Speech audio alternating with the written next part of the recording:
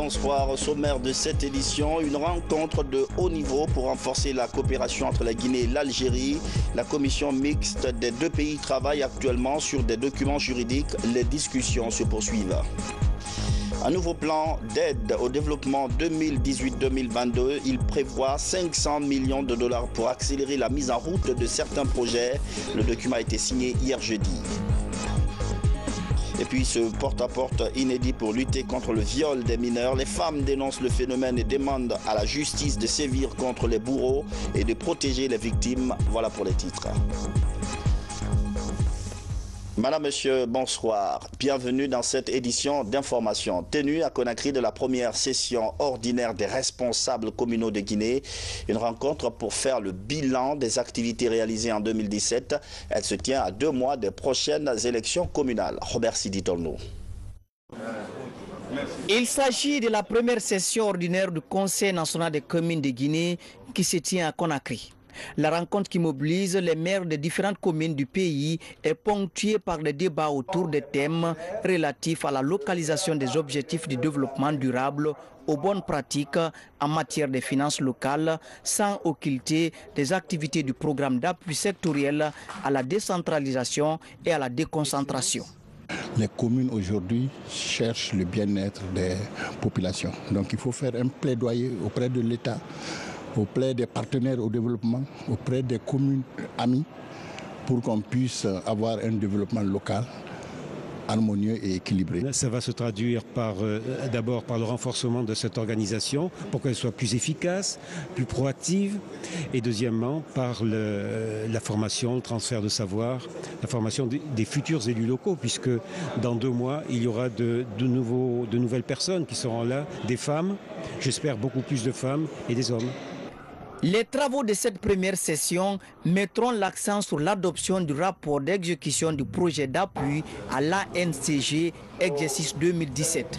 Un projet qui a permis la réalisation des activités de plaidoirie, de promotion des autorités locales guinéennes et l'appui conseil aux communes sur le financement du 10e FED, Fonds européen de développement. Le soutien apporté par l'Union à l'ANCG en partenariat avec l'AIMF a vocation à donc consolider les dynamiques internes pour permettre à la NCG de remplir ses différents rôles en termes d'accompagnement des communes, en termes de plaidoyer, en termes de conception et d'appui sur des projets pilotes au bénéfice des autorités locales. Les travaux seront sanctionnés par l'adoption du budget de l'ANCG pour l'exercice 2018. À Alger, 11 accords et mémorandums ont été signés entre ministres guinéens et algériens. Ces documents juridiques obtenus après d'intenses discussions entre experts des deux pays devraient faciliter la mise en œuvre de la coopération bilatérale. Mahmoud Bari, envoyé spécial. C'est une véritable bouffée d'oxygène. La 3e session de la commission mixte de coopération algéro-guinéenne a permis aux experts des deux parties de finaliser 11 accords et mémorandums. Ces accords sont liés au cadre de coopération dans les domaines de la communication, des ressources en eau, le commerce, la santé animale. Quant au mémorandum d'entente, il couvre les consultations politiques entre les ministères des Affaires étrangères, la promotion du commerce extérieur, les affaires religieuses notamment, la coopération entre les chambres de commerce et d'industrie des deux États et le domaine de l'enseignement supérieur et de la recherche scientifique ont retenu l'attention des cadres guinéens et algériens. Pour le ministre des Affaires étrangères de la Guinée, au-delà du renforcement du cadre juridique bilatéral et la promotion sectorielle, cette 3e session constitue une opportunité pour insuffler une dynamique nouvelle dans l'intérêt mutuel des deux États. Les conclusions auxquelles nous sommes parvenus laissent augurer des lendemains plus que prometteurs pour la coopération entre nos deux États. J'en veux pour preuve les accords que nous venons de conclure dans d'importants domaines visant à améliorer les conditions de vie des populations de nos deux pays. À cet égard, j'en appelle déjà à une mobilisation de tous les instants que ces accords signés véritable instrument de développement et moteur de notre vision commune, puisse avoir la portée tant attendue, celle de faire entrer l'Algérie et la Guinée dans le cercle des pays émergents. Au terme de cette signature et pour joindre l'utile à l'agréable, la délégation guinéenne a été gratifiée d'un spectacle haut de gamme de l'Orchestre national de l'Opéra d'Algérie, symbole de la coopération culturelle entre la Guinée et l'Algérie. Retour à Conakry avec cette ouverture des journées médicales guinéo-tunisiennes initiées par la société d'assistance sociale FEST Aide Action Guinée. Ces journées ont pour but de renforcer la coopération médicale entre nos deux pays. Ça marathonne. Ce sont les toutes premières journées médicales guinéo-tunisiennes. La rencontre mobilise 17 médecins tunisiens de plusieurs spécialités et des célébrités de la médecine guinéenne. Les débats portent sur les méthodes de prise en charge de certaines maladies comme les AVC. L'objectif est de renforcer la coopération entre les deux pays dans le domaine médical en vue de limiter à long terme les cas d'évacuation sanitaire dans le pays. Évacuer aujourd'hui, ça devient vraiment un fardeau pour surtout les patients. Donc nous, on va faire l'interface aujourd'hui avec la Tunisie pour nous permettre déjà de recevoir les patients chez nous, de les évaluer, d'évaluer les besoins, d'envoyer à la Tunisie seulement un rapport pointant les besoins et que ça permet aux patients aujourd'hui de payer non seulement moins cher. Et derrière ça, la coopération va continuer pour ne même pas évacuer à la longue, pour que nous ayons au moins un centre guinéo-tunisien en Guinée. Dans la salle, plusieurs médecins guinéens et tunisiens se succèdent. Chacun partage ses expériences de traitement de certaines pathologies de sa spécialité avec le corps médical.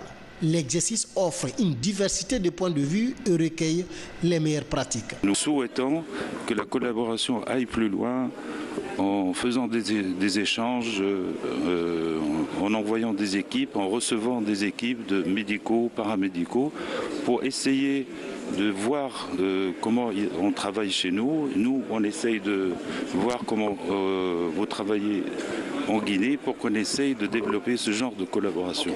Les avantages sont des avantages de formation. C'est tout simplement ça. Les médecins guinéens vont apprendre un certain nombre de choses des médecins tunisiens. Les Tunisiens également apprendront des choses de nous parce que nous n'avons pas la même approche parfois et la même pratique. Et dans un second temps, c'est qu'il y a une meilleure collaboration permettant aux malades d'être pris en charge avec un meilleur rapport qualité-prix. La rencontre d'échange va durer 3 jours. Une 4e journée sera consacrée à des consultations gratuites dans les hôpitaux de Conakry et à l'hôpital préfectoral de Fria. Des séances qui permettront aux populations de bénéficier des soins gratuits. Une marche pour le cœur, ça se passe à Kindia. Les jeunes médecins et infirmiers de la cardiologie en sont les initiateurs. Ils sont allés expliquer aux populations de la ville des agrumes, les causes, mais surtout les méthodes de lutte contre les maladies cardiovasculaires, des maladies qui sont aujourd'hui à la base de plusieurs décès dans le pays. Reportage Bakary Bamba Kondé. Un exercice physique qui favorise la circulation du sang pour le bon fonctionnement du cœur, considéré comme le moteur de l'organisme humain. De la gare routière à la place des martyrs, les marcheurs ont pour slogan « J'aime mon cœur, je le protège ». Une manière de prévenir les maladies cardiovasculaires qui sont de nos jours la première cause de mortalité dans le monde selon les spécialistes. Nous avons compris qu'à travers les statistiques, que la plupart des malades qui venaient dans les services venaient à des phases très compliquées de leur maladie. Donc il était temps pour nous d'aller vers la population, les sensibiliser, les éduquer et faire quelquefois le dépistage. Ensuite, la conférence sur le cœur est organisée à l'école normale de la santé de Kindia. Ici, le conférencier explique les symptômes et modes de prévention des maladies du cœur, parmi lesquels le tabagisme, l'obésité, la consommation abusive du sel, du sucre, de l'alcool, mais aussi le manque d'exercice physique. Les maladies cardiovasculaires sont devenues un fléau mondial.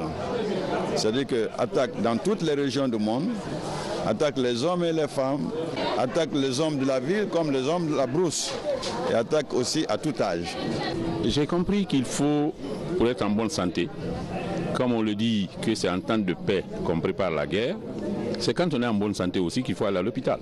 Cette journée de la marche pour le cœur organisée par les jeunes médecins et infirmiers de la cardiologie s'est soldée par la consultation gratuite des imams de Kania. Ces personnes du 3e âge seraient la cible privilégiée des maladies cardiovasculaires. Le nouveau plan cadre des Nations Unies pour l'aide au développement national est disponible. Il couvre la période allant de 2018 à 2022. Ce plan annonce 500 millions de dollars pour accompagner le gouvernement sur la voie d'un développement durable accéléré. Maïmouna Bella Diallo. Contribuer à l'opérationnalisation du plan national de développement économique et social, PNDS, c'est la volonté affichée du système des Nations Unies à travers la signature officielle du plan cadre des Nations Unies pour l'aide au développement de la Guinée, PNUAD 2018-2022. Ce que nous voulons faire dans ce plan cadre-là, c'est, disons, une contribution des Nations Unies à l'opérationnalisation du PNDS. Donc le PNDS a ses 5 piliers et au niveau de UNDAF, nous avons 4 axes stratégiques qui adressent ces 5 piliers du PNDS. Donc chacun de ces axes a fait l'objet de produits à atteindre, mais également de stratégies et d'actions prioritaires. Parce que ça a été fait sous forme de delivering as one, c'est-à-dire unis dans l'action. Un seul programme pour lequel toutes les agences contribuent. Et c'est la contribution de ces agences-là qui va faire la contribution des Nations Unies à la mise en œuvre du PNDS. Ce travail a abouti à un plan cadre pour l'aide au développement que nous présentons aujourd'hui et qui s'articule en 3 axes correspondant à 4 grands résultats à atteindre d'ici 2022, à savoir la promotion de la bonne gouvernance, l'amélioration de la sécurité alimentaire et nutritionnelle et la gestion durable de l'environnement, l'accès aux services sociaux de base et l'autonomisation économique des femmes, des jeunes, des personnes vivant avec handicap et des migrants retournés. La ministre du Plan et de la Coopération internationale a saisi l'occasion pour exprimer au nom du gouvernement sa profonde gratitude à l'endroit des partenaires pour leur appui constant au développement socio-économique du pays. C'est le lieu et le moment de remercier le système des Nations Unies et toute la communauté internationale pour les efforts qu'ils ne cessent de déployer pour appuyer le gouvernement dans la mise en œuvre de sa politique de développement. Dans cette perspective, je voudrais inviter l'ensemble des participants à faire de ce document un outil de référence et à en faire un bon usage pour la période 2018-2022. Près de 500 millions de dollars, c'est le coût global du PNUAD de 2018-2022. Déjà, un tiers de ce montant est disponible. Tout à l'heure, on parlait de la coopération guinéo-algérienne. Celle avec l'Allemagne aussi se porte bien. En témoigne la signature à Conakry du contrat de financement et d'exécution du projet intégré de développement et d'adaptation au changement climatique par la KfW. L'ambassadeur d'Allemagne en Guinée et le ministre de l'énergie et de l'hydraulique ont signé pour près de 20 milliards de francs CFA. Nabi Kamara. Le programme intégré du développement et d'adaptation au changement climatique vise l'amélioration de la résilience des populations et des écosystèmes du bassin du fleuve Niger. Il découle du plan d'action pour le développement durable du bassin du Niger et son programme d'investissement adopté par les 9 pays membres de l'ABN. En Guinée, il couvre la Haute-Guinée et la Guinée forestière. Pour un coût global de 19 milliards 10 millions de francs CFA, ce programme comporte 3 composantes. La composante résilience des ressources et des écosystèmes. La deuxième composante, c'est la composante résilience des capacités de la population. La troisième composante, c'est la coordination du projet. Et puis enfin, il y a les mesures d'accompagnement du programme. Son ambassadeur en Guinée vient confirmer cette volonté devant le ministre de l'énergie et de l'hydraulique à travers la signature de ce contrat. pour renforcer la coopération régionale sur les ressources hydrauliques dans le bassin de Niger. Il est deuxièmement une activité dans le cadre du combat contre les conséquences négatives du changement climatique et pour la protection de l'environnement. Mais il est surtout, troisièmement, une activité de la coopération avec la Guinée pour renforcer les activités dans le secteur de l'agriculture, pour renforcer les possibilités d'irrigation et la production dans le bassin du fleuve du Niger. Protéger le bassin du fleuve Niger, c'est une idée qui a été défendue par le président de la République depuis la COP 21 en France et qu'il a poursuivi. C'est dans ce cadre que la coopération allemande, à travers l'ambassade de la République fédérale d'Allemagne en Guinée, a trouvé ce montant-là pour démarrer la sauvegarde, la protection de l'environnement immédiat du bassin en réalisant des travaux de retenue d'eau, de protection, etc. Le programme intégré du développement et d'adaptation au changement climatique vient également renforcer la coopération sous-régionale entre les pays membres de l'ABN. Promotion du monde rural, le salon d'Abidjan sur l'agriculture a pris fin. Cette 4e édition a engrangé plusieurs résultats satisfaisants. Les produits guinéens ont marqué des points. Une tendance s'est nettement dégagée, le développement de l'agrobusiness. Fodé Camara. Comme le miel de Dabola, la baronne, une variété d'ananas très prisée et d'autres produits du terroir à haute valeur ajoutée se sont imposés à Abidjan, au Salon international de l'agriculture et des ressources animales.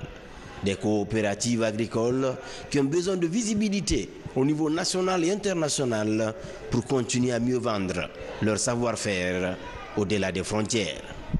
Les gens ont apprécié et il y a eu des contacts, il y a d'autres même qui disent vraiment qu'ils vont nous envoyer. Déjà on a commencé à faire les échanges, comment les approvisionner en miel. Pour le beurre de qualité, il y a eu des contacts avec les femmes, la filière qualité qui est là-bas. Ils disent qu'ils vont envoyer des émissaires auprès de la Copacam pour les former comment nous faisons le processus de transformation. Il y a les étapes qu'ils n'arrivent pas à maîtriser. Et moi, j'étais la dernière dans le stand. Le dimanche matin, on me demandait encore l'ananas. La mangue séchée, j'ai vendu jusqu'à je ne sais pas comment faire. Et j'ai vendu, mon excellence, le problème que j'avais eu, c'était l'emballage. Je n'étais pas concurrentiel au point de vue emballage, mais j'ai pu vendre quand même les produits. Parce que celui qui a acheté, il a goûté, il est revenu. Après cette offensive du Made in Guinée, couronnée de succès, des idées sont en train de germer pour redynamiser le segment de la transformation et de la valorisation qui manque cruellement au niveau de la chaîne de valeur des différentes filières agricoles. Comme le président le souligne souvent, il ne s'agit pas de produire seulement. Il faut transformer et vendre. Et transformer et vendre demande des machines, demande aussi une présentation. Et individuellement, les producteurs et les productrices ne peuvent pas faire cette démarche. Donc cette cellule agrobusiness aura pour but de mutualiser les expériences et de mettre en réseau les différents producteurs.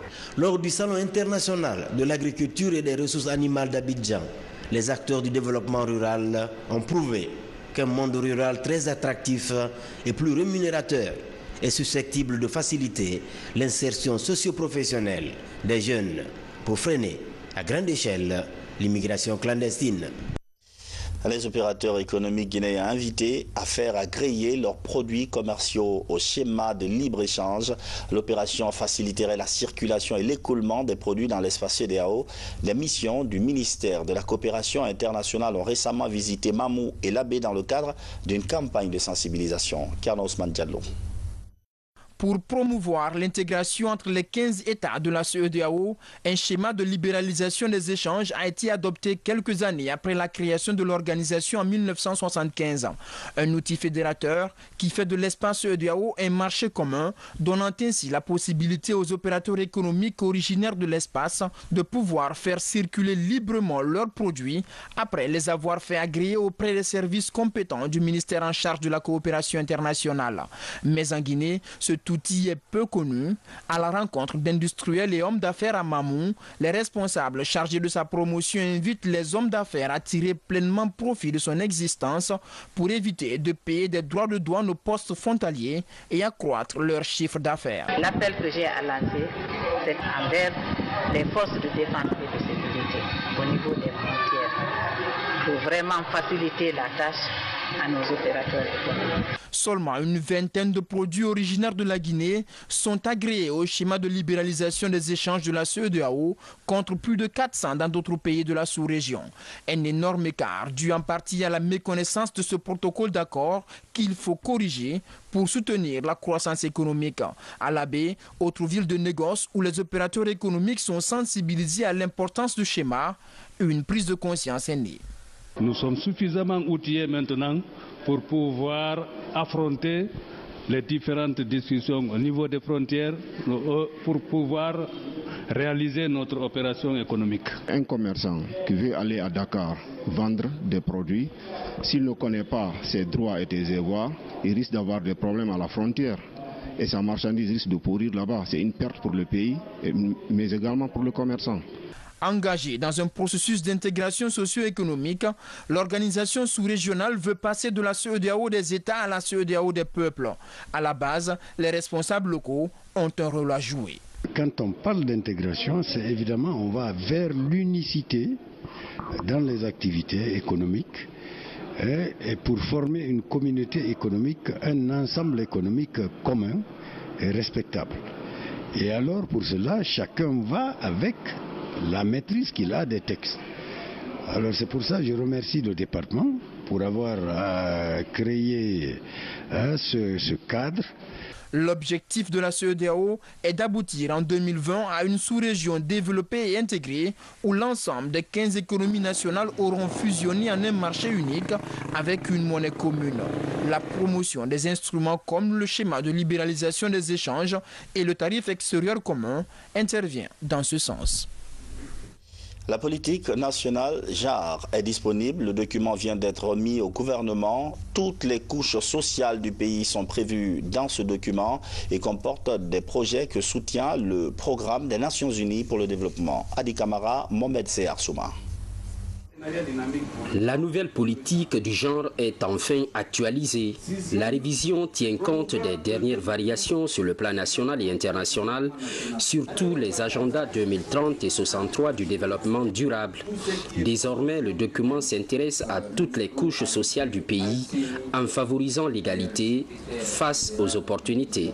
Quelles que soient les formes de disparité existantes entre les hommes et les filles, entre les hommes et les femmes, les petites filles et les petits garçons, ces disparités-là, nous avons balisé des terrains pour qu'ils servent de cadre, de référence dans la lutte contre toutes ces formes de disparités.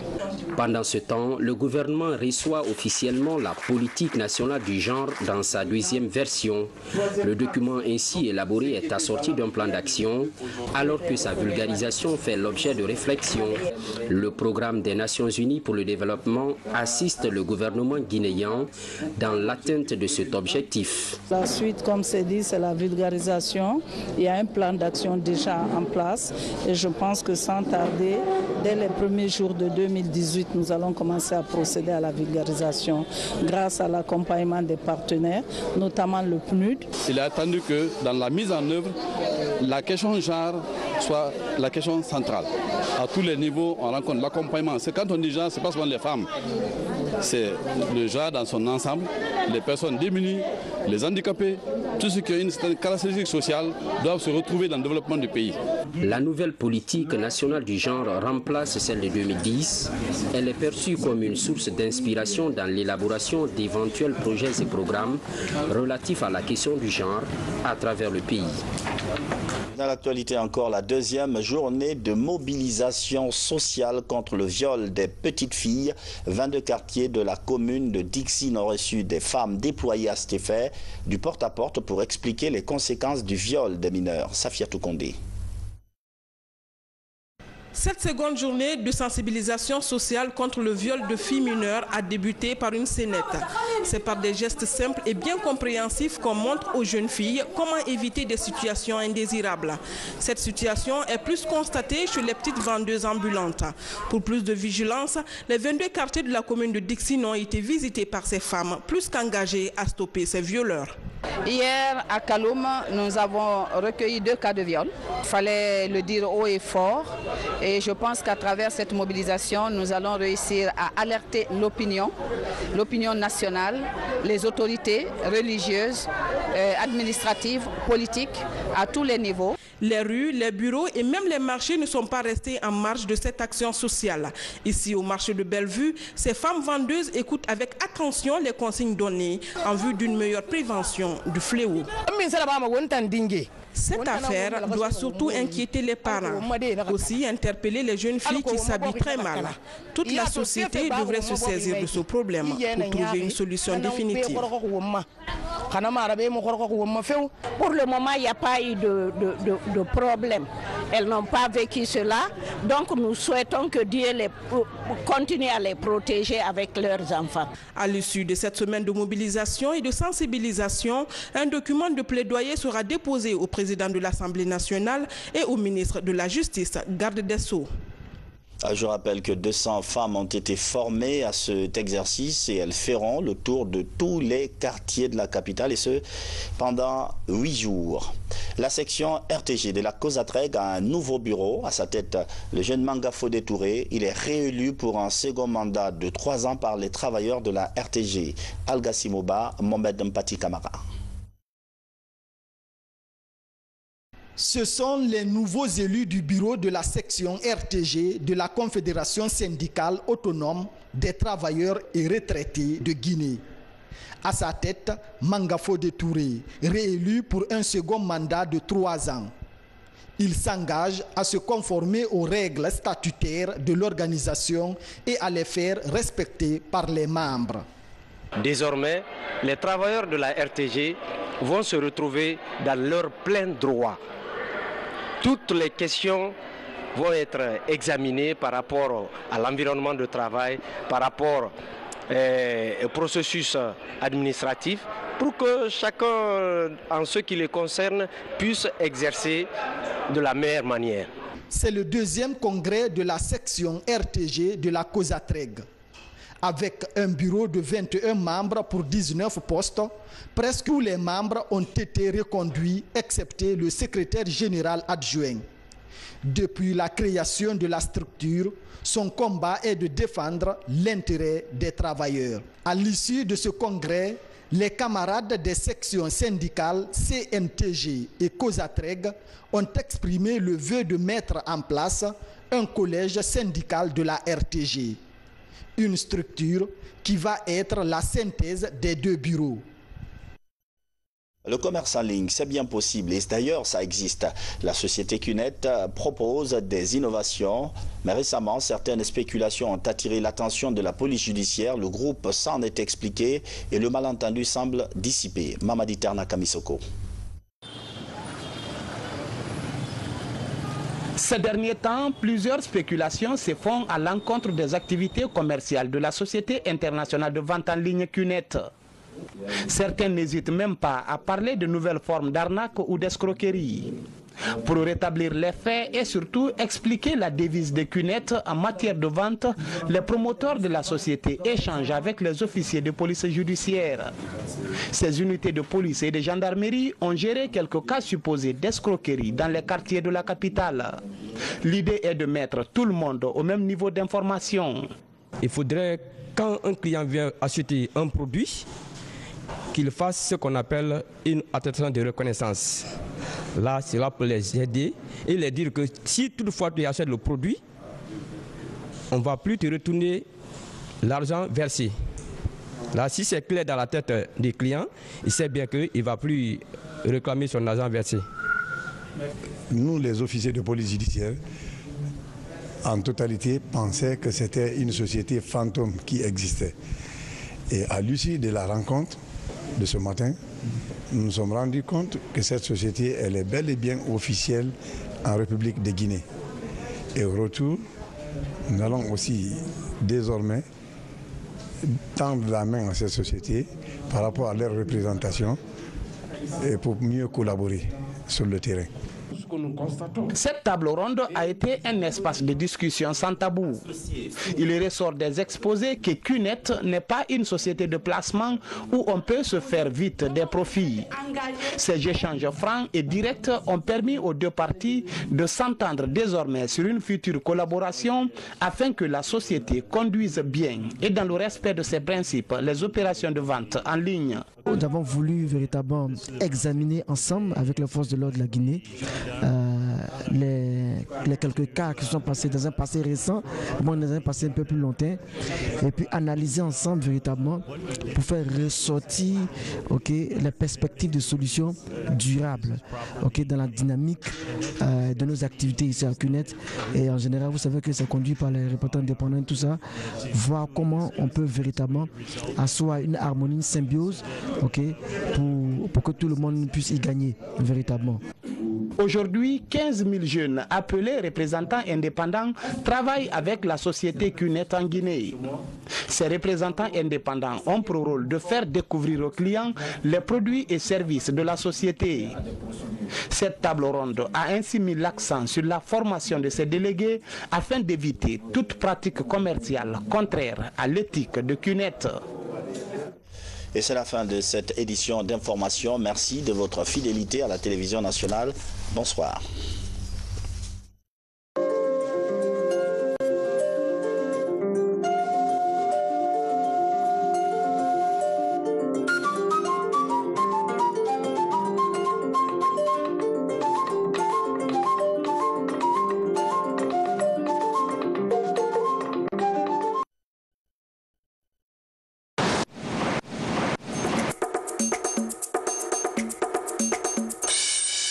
Ce carnaval de remerciements annonce la couleur des fêtes que Kankan s'apprête à accueillir. Le mouvement est parti de Djankana à 15 km du centre-ville. Initié par la jeunesse, ce carnaval est un acte de reconnaissance aux actions de développement